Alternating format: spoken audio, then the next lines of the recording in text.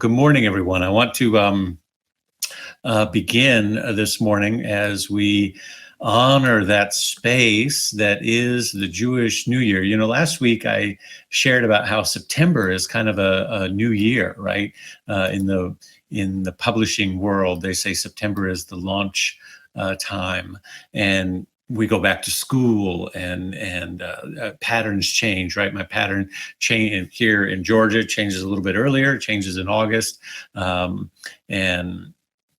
so those patterns change and shift, and we're into this new space. And so right on the heels of that message, we have Rosh Hashanah, the new year. I don't know about you, but I could use a fresh start, right? A new beginning. So let us declare, and we know in the New Thought tradition, we can declare with affirmative words that right now is our new beginning. And of course, we had then once again this moment that kind of took all of our breath away with the passing of Ruth Bader Ginsburg as Jewish New Year was beginning. Right during sundown on Friday night, we received the news that she had made her transition. And there's a tradition in a legend in the Jewish community that says those who pass on the eve or on the dawn of the Jewish New Year are especially held as God's most righteous children because God has kept them to the very end so that they might give all of the gifts that they have, that they were needed right up to the 11th hour to have life and to give that life fully to humanity. And then God calls them home just at the last moment there before the writing of the new book of life. And so how poetic that this amazing soul who gave so much of herself to all of us and to our freedoms and to our liberty and to our democracy, that she would pass. So obviously none of us wanted us to happen this early, but we honor and lift up her name this morning in our service and her tradition. I have something to show you. I don't know if I can do this without kind of hurting myself, but let me tell you a story first. And then I promise we'll get to the sermon this morning, which is all about faith and do we have faith or are we had by faith? And I can't wait to share some interesting thoughts about that. But a few summers ago, I was doing a special summer series. I think it was the summer that Black Panther was coming out. And so this would be 3-4 years ago, right? And so during the summer sermon series, I decided to do a special focus on superheroes. And, you know, what are the qualities of superheroes? What have we learned from the comic book traditions? And I wanted to do something fun for the summer that would be kind of uplifting and engaging and creative. And got to weave in to talk about both the divine feminine, as well as the masculine and how those show up in the superhero stories. And so it was a really fun series, and I'd love to do it again sometime. I'd love to do it with my friend, Reverend Raymond Anderson. I know he's a big superhero guy, because it was just a really rich context to talk about myth and metaphor and legends and how our hopes and aspirations of humanity are projected onto these stories that play out, and how they fit other larger narratives of history, and how they reach back to Greek mythology and all of that, right? So there's just all kinds of rich content there. And so during this Sunday services, I had these different socks, right? I had Superman socks, and they had, the Superman badge on them and a little red cape. And then I had some Batman socks, and I had some other socks that had the different Marvel comic just logos on them, and several different pairs. And while that sermon, Tilly remembers, I see her comment there, it was a fun series. And while that series was taking place, which was 6 weeks or so, another congregant came to me and she said, "You can't continue this series without having these socks." And so I'm going to try to show these to you. I hope this works. I don't know if you can see that. You don't want to see the bottoms, but I can't believe I'm doing this live on Facebook, everybody. But there you go. Can you see? Those are Ruth Bader Ginsburg socks, and they say, "Nevertheless, she dissented." And so there they are. I know it might be kind of hard to see. All right. That's enough of the show and tell. I don't want Facebook to shut us down if I showed too much leg there. But we honor, in all seriousness, we honor Ruth and her magnificent contributions. And I have her superpower socks on with me this morning. So let's talk about the continuation of facing our fears, which is the monthly theme, and stepping into a greater level of faith. Every week we've been unpacking this in interesting ways. Right, we had beautiful practitioner. Yeah, I have on pants, Karen. Thank you. Now we really got to stop talking about that so that they don't shut us down here. Do you have faith? Today's theme, do you have faith? If I can get you all to come back. I used to say in Portland, when this moment would happen, I'd kind of lose the room. I'd say, come back to me, come back to me. That came from a high school teacher that I had who had really long nails. And when she would lose the classroom, she would do this thing with her nails. And she would say, come back to me, come back to me. So, here we go. Focus, everyone. We're talking about faith. So today, let's talk about what is it to have faith in God, to have faith in something, or to have the faith of something, right? To have the faith of God. Do we have faith, or are we had by faith, right? You see, God doesn't have faith. The only faith that God has is that we, as the incarnations of Spirit, will align with it. That when we move from having faith in prayer, or having faith in God, whatever we conceive that to be, or having faith in any period of time or something happening in our life, but when we upgrade, when we move from that and we upgrade to a new way of being faith, which allows the knowingness of Spirit to be all that we are in the same way, to be all that we are, to upgrade ourselves to be all that we are, to be fully present. And when we're fully present in that alignment with Spirit, we're able to, as Ernest Holmes said, to have the faith of God. See, Ernest Holmes' idea of faith was not that we have faith in.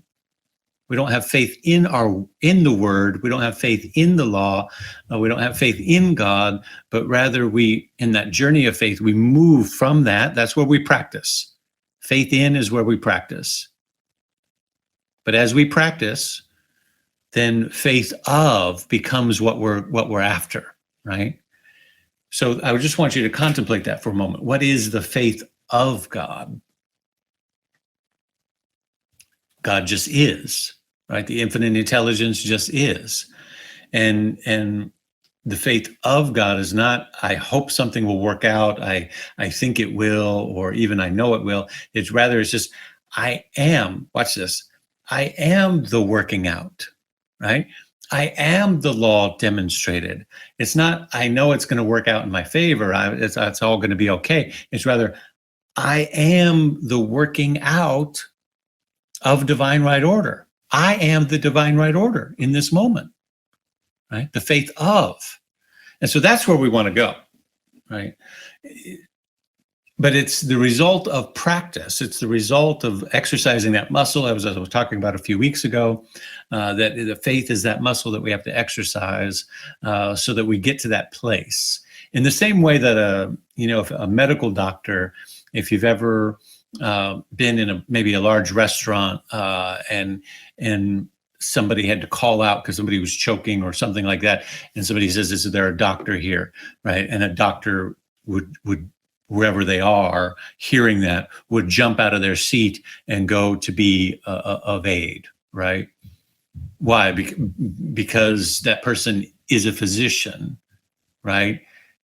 It's a 24-hour call. It doesn't matter that they're having dinner with their family, or the pager doesn't need to go off, right? Pager. I just said pager.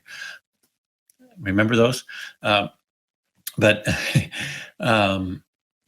it's who they are, and it's the essence of their being in the world, such that when it's called upon, it reacts, right?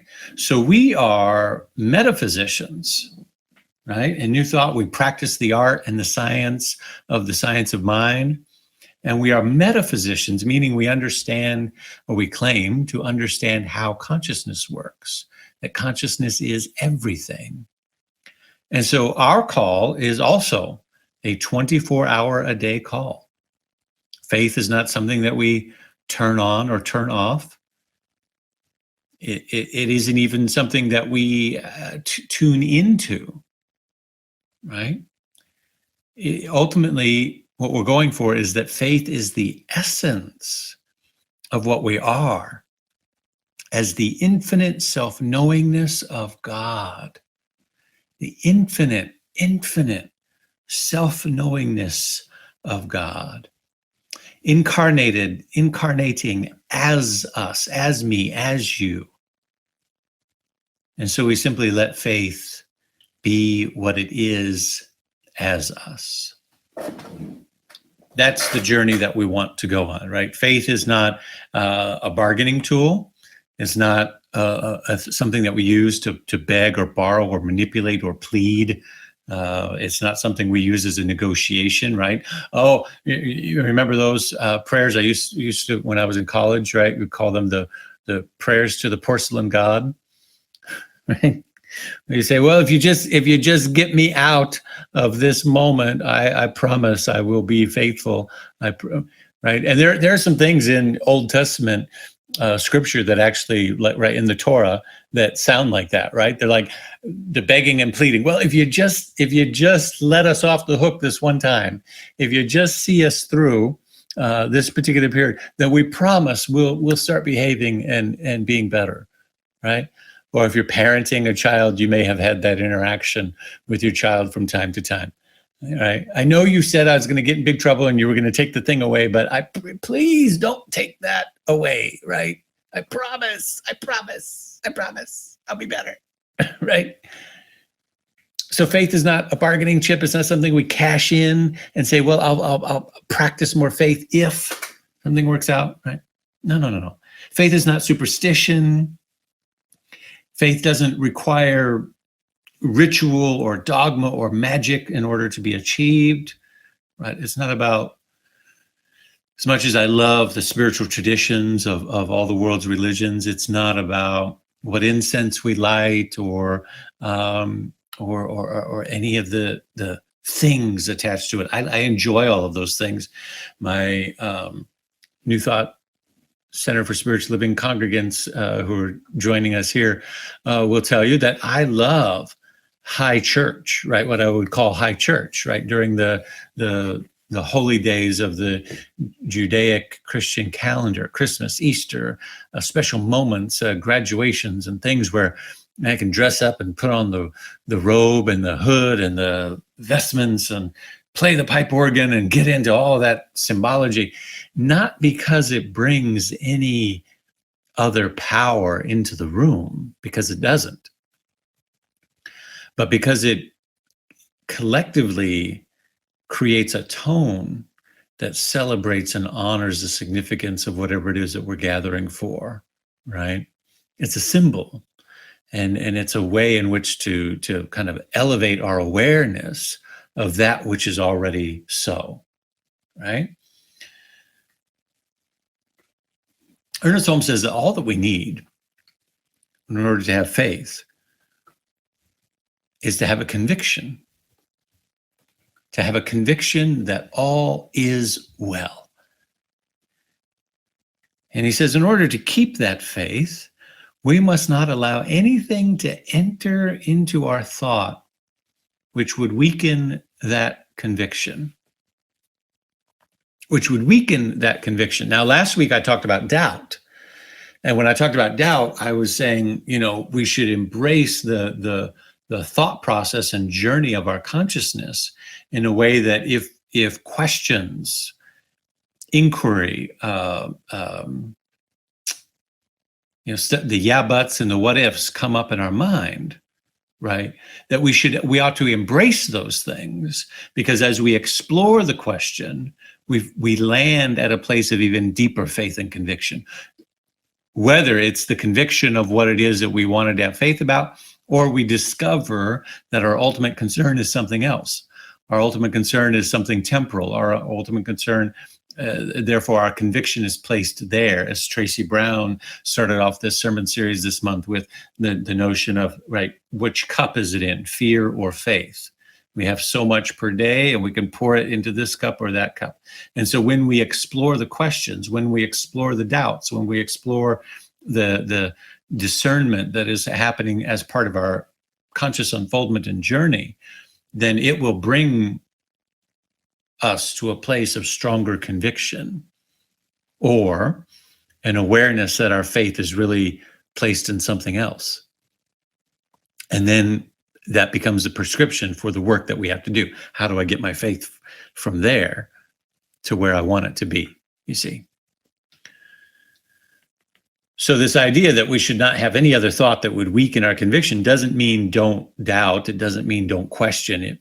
I actually think it means explore the doubts, explore the questions, explore your vulnerabilities, and allow those things to strengthen your resolve, right?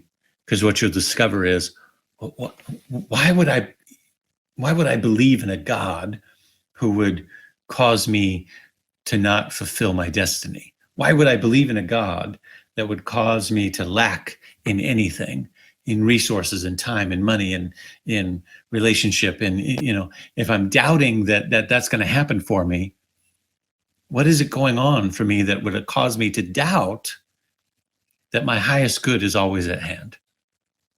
And let me explore that and figure out why that is there. And then I can exercise myself of that, release that, and say, how silly, why would what kind of God is that? No, actually, what I really believe at the core of my being is that God is all that there is, and that my highest good is always in store, right? So we also learn this month that faith is not static. It requires this practice. It requires this building up, this muscle. It requires the prayer and the meditation to know that when the things on the surface are disturbing our awareness, that's when we go in and we go deeper, right? And finally, today, this idea of and we have one more week on this series, but today we're talking about, do we have faith in or faith of? Do we have faith, or are we had by faith? All right. So what we're discovering here is faith is not something we externalize, because we always get in trouble when we externalize it. When our faith is in that over there, right? It's in that book, it's in that prayer, it's in that person, it's in that ritual, it's in that tradition. Those things rarely, right? Paul Tillich would say, those things are not worthy of faith is an act. First, Tillich says, faith is an act of ultimate concern. And those things are not worthy of our ultimate concern because they're not ultimate. Right? Where's the bell? You with me? Right? Those things are not worthy of our ultimate concern because they're not ultimate. A prayer book, a ritual, a priest, a tradition, a rabbi, a thing, all of those things, even if they're symbols of faith, they are symbols, and they're static and they're temporal, right? They can't be the place where our ultimate concern is, because they are not ultimate things. They do not deal in the realm of the ultimate. They deal in the realm of the temporal. So our ultimate concern has to go to where our consciousness deals in the realm of the ultimate. Are you with me? Yeah? That's where we want to be. Where does my consciousness deal in the realms of the ultimate? When it dances with the divine. When it dances with the divine. I'll say it again, right? Those things, the externalization of things, faith in something is the externalization of our faith. A person, a book, a faith tradition, a ritual, but those things are temporal. And Paul Tillich would remind us those things cannot capture the true essence of our faith, because faith is an act of ultimate concern and they are not ultimate things. Our faith must be external, must be placed in the realm of the ultimate. That is the alignment with consciousness. That is the I am. It expands that absolute nature of our consciousness. Yes. And so here's what I know about what spiritual tradition that I call New Thought is all about. And I so love that Joy joined us today to talk about, again, that intersectionality of her Jewish roots and her New Thought tradition, and how those weave together beautifully. And I encourage everyone, if you have other roots, to explore those roots and allow them to intersect with each other in ways that deepen your faith, you see. But here's what's true about our evolution as spiritual beings, right? And what the purpose of being engaged in a community like this, being online at this time, and calling SLCA your home or a part of your spiritual practice. What's the point of that? Why are we all here, right? And the point of it is that our goal, my goal for you as a spiritual teacher here, is for you to become more you. That's my only goal. My only desire is that you, in your journey of expansion, expression, and practice in consciousness, become more you. You enter into your authentic self through the application of spiritual principles, in which you claim your authentic self. You let go of all of the labels, let go of all the doubt and worry, you let go of all of the conditioning of the rest of the world, and you emancipate yourself from discord of every nature. And you know that that goal is sure to be attained by all. And so we surround ourselves by a law that receives the direct impress of our thought of our wholeness, and it liberates us even from our own thoughts, attitudes, and beliefs that would hold us back. Are you with me? That's why we're gathered together, right? Our goal is to emerge as our true self. And how do we know that we're doing that? We do it when the waters are troubled. We know that when life tests us. Right? I used to have a spiritual teacher who said, why is it that orange juice comes out of an orange when you squeeze it? And she said, because that's what was in it all along. Right? So what comes out of you when life squeezes you? What comes out when life anybody feeling squeezed? Right, by the pandemic, by the economy, by the wildfires, by the floods and hurricanes, by oh my goodness, everything that's happening, right? We're just getting, and what comes out of us is whatever we've cultivated inside of us as our authentic self. Doesn't mean that we don't get stressed, right? I'm going to tell you a story here in a minute that will help illustrate this. It doesn't mean you don't get stressed and respond from that place occasionally.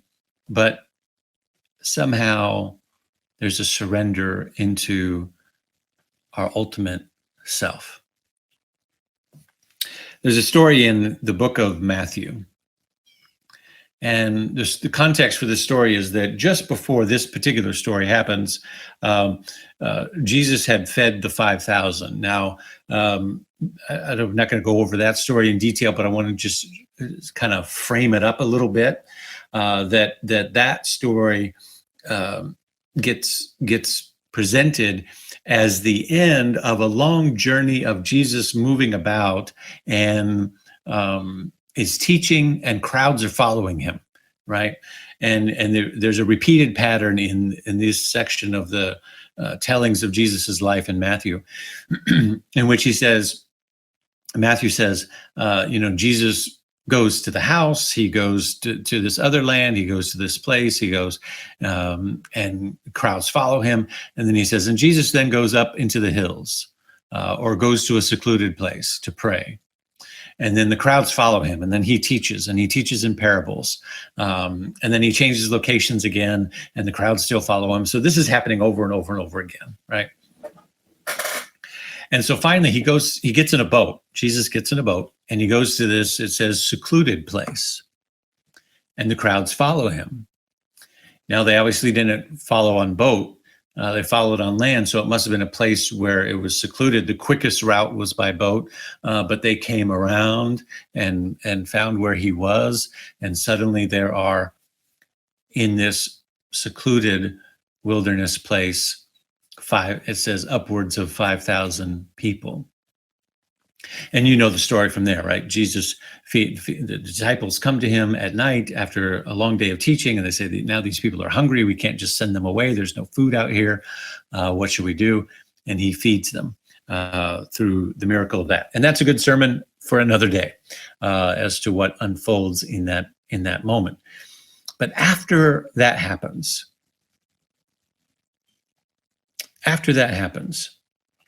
the crowds have now been fed, and they're beginning to be sent away. Jesus then puts his disciples in the boat. It says immediately. This is Matthew 14, verses 22 through 33. And I'll paraphrase it here.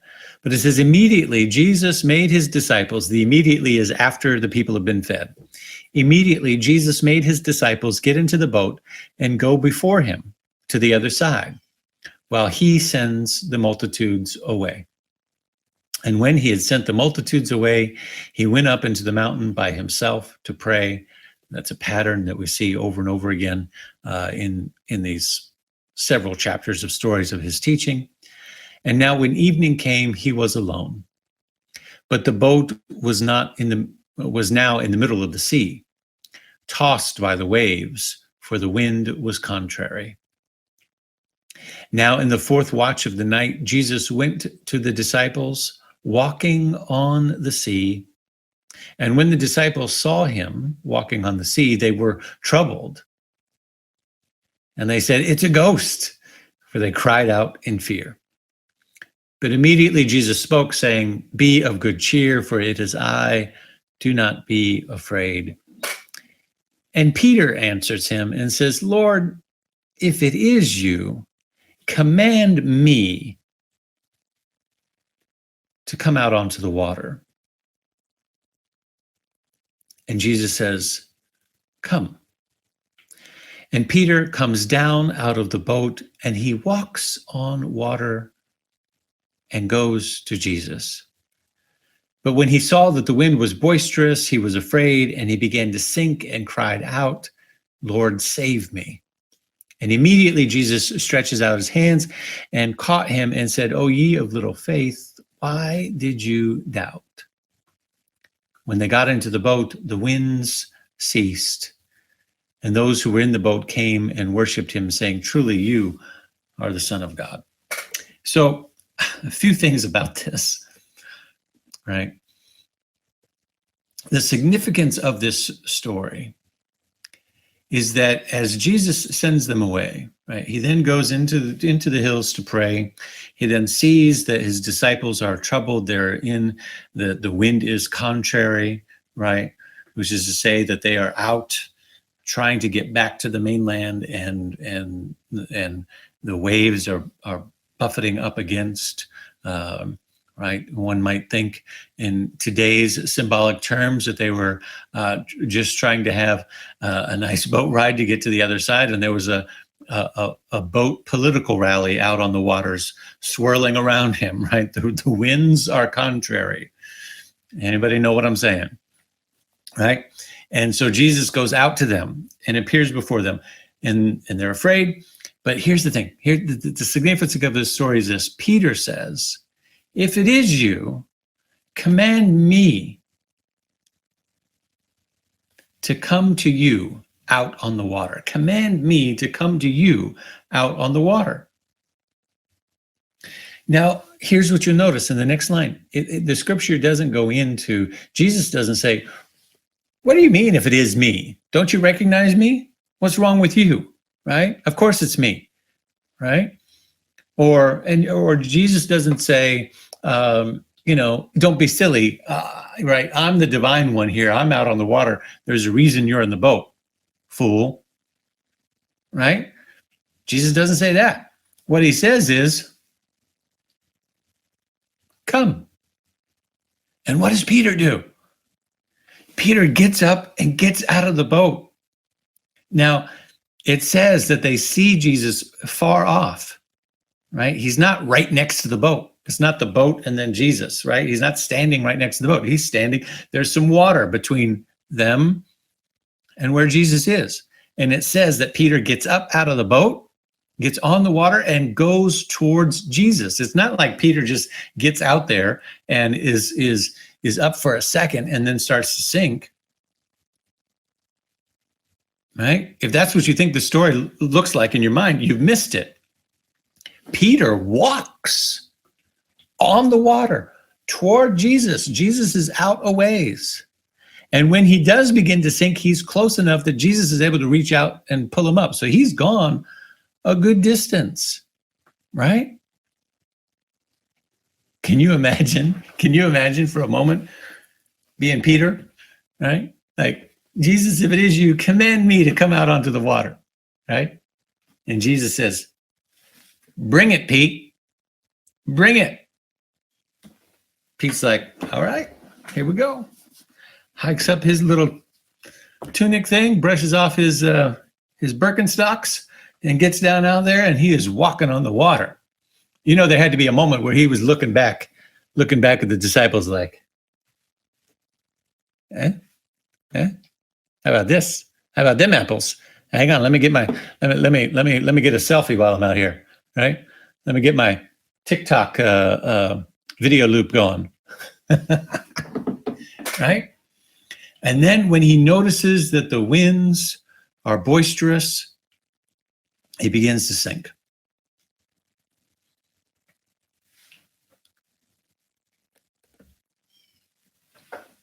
In that moment where Jesus is walking on water,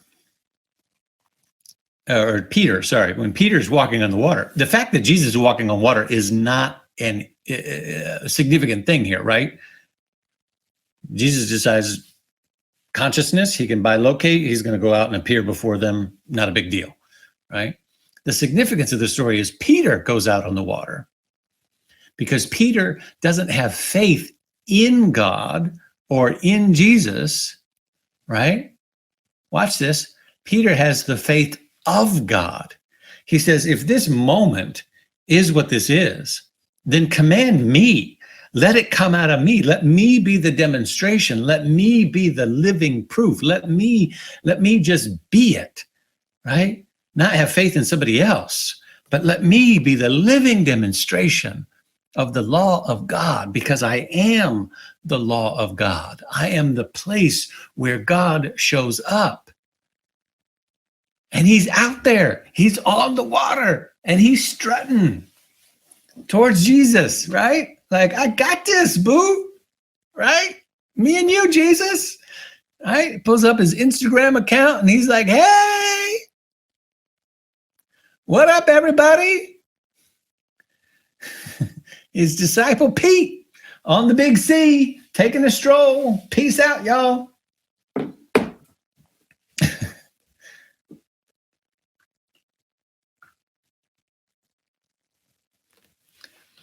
We're called to have the faith of God, not just faith in God. But the moment Peter sinks is when he notices the winds again. And when Jesus pulls him up and says, "Oh, ye of little faith, why did you doubt?" It wasn't that he was doubting Jesus. It wasn't that he was doubting God. What was he doubting in that moment? He was doubting himself. Suddenly he said, "Why am I out here? Why am I doing this? There's all these conditions. There's all this wind. There's all these waves. There's all this stuff."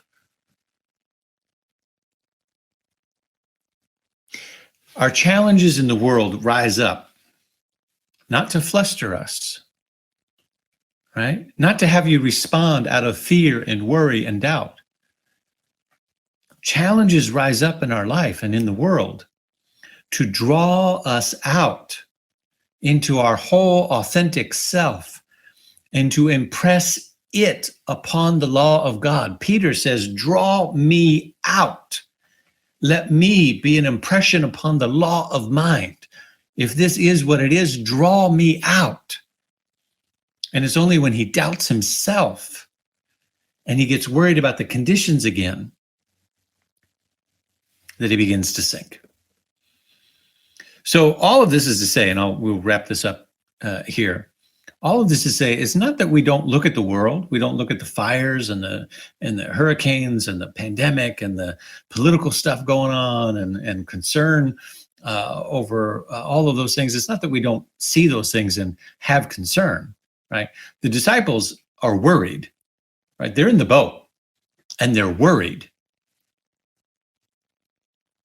But when the moment comes, something rises up in us and says, "Make me the expression, draw out my authentic self, squeeze me and let the walking power on water come out," right? Because I was made for this moment. And so it is in 2020 that we have fires and political strife and health pandemics and economy going through its buffeting waves and the loss of icons like John Lewis and C.T. Vivian and Ruth Bader Ginsburg. But ours is not to have faith in the systems of government. Ours is not to have faith in other leaders. Ours is not to have the faith in the judicial system. Ours is to be call me out. If this moment is what it is, let me come out onto the waters, into the conditions of the world, into the waves, into the wind, into the space. Let me come out and be the living demonstration that all is well, because God is all that there is, right? And we'll only sink if we get distracted while we're out there and we go, "Oh, look at that big wave. Oh, look at that. Oh my gosh, what's going to happen?" No. Be the thing, right? Ernest Holmes says, "When things look the worst, that is the supreme moment to demonstrate to ourselves that there is no obstructions to the operation of truth. When things look the worst, that is the supreme moment to demonstrate to ourselves that there is no obstruction to the operation of truth. When things look the worst is the best time to work, the most satisfying time. The person who can throw themselves with complete abandon into that limitless sea of receptivity, having cut loose from all apparent moorings, is the one who will always receive the greatest reward." One more time. Ernest Holmes. When things look the worst, that is the supreme moment to demonstrate to ourselves that there is no obstruction to the operation of truth. When things look the worst is the best time to work, the most satisfying time. The person who can throw themselves with complete abandon into the limitless sea of receptivity, having cut loose from all apparent moorings, is the one who will always receive the greatest reward. So let us step out onto the waters. The world is calling us to not stay safe in the boat. Let us surrender into the grace of our wholeness and respond to this moment with fortitude and the fullness of the I am. This is my prayer for you and for all of us this day. We're running out of time.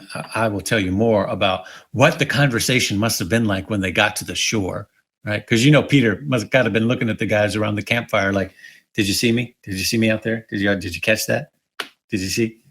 But anyway, we'll share more about that next week and how we continue to live in faith and move our feet going forward from here as we conclude this series next week.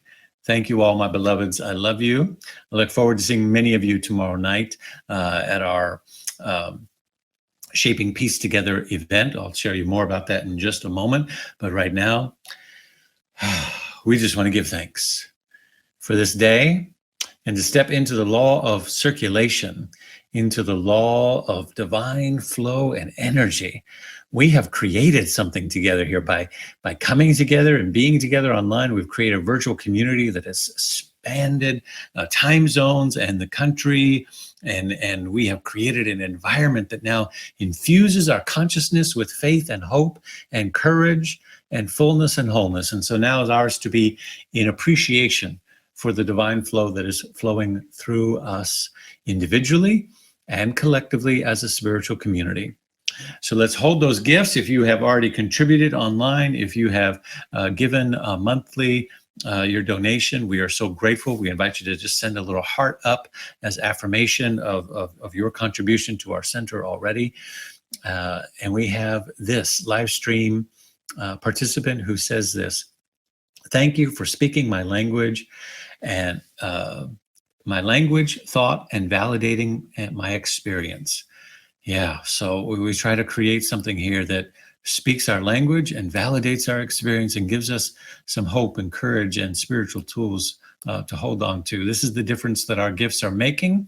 As you make that contribution, text the tithe to the phone number on your screen, 404-800-9467, or send it in to slca.com donations. We've got PayPal and other methods there listed. We are so grateful. Truly, truly, truly. So let's affirm together.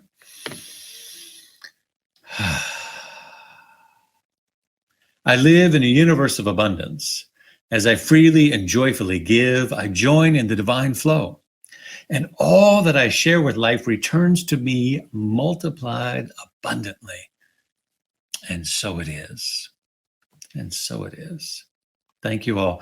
May peace and prosperity infuse all of us this week.